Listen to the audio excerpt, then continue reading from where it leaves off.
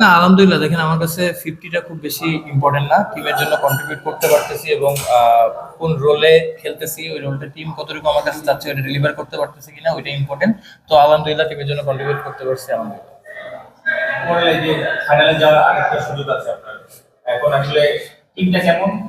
আগামীকালের ম্যাচ নিয়ে ফাইনালে যাওয়ার আগে আপনাদের কতটুকু চান আপনারা? না দেখেন আমাদের ভালো একটা মোমেন্টামে আছি অবশ্যই। আমাদের যে টাইপের প্লেয়ার আছে আমরা যদি এবার 100% দিতে পারি, আর সব থেকে বড় কথা আমি যেটা আমরাও সবসময় ড্রেসিং রুমে কথা বলি, দেখেন আমাদের টিম গেম ক্রিকেটটা, তো যার যেদিন দরকার যে যেখান থেকে যতটুকু কন্ট্রিবিউট টিমের জন্য করা দরকার ওইটুকু কতটুকু চেষ্টা করতেছে এটা ইম্পর্টেন্ট। তো আমার কাছে মনে হয় ভালো মোমেন্টামে আছি আমরা, ওই চেষ্টাটাই করবো ইনশাল্লাহ।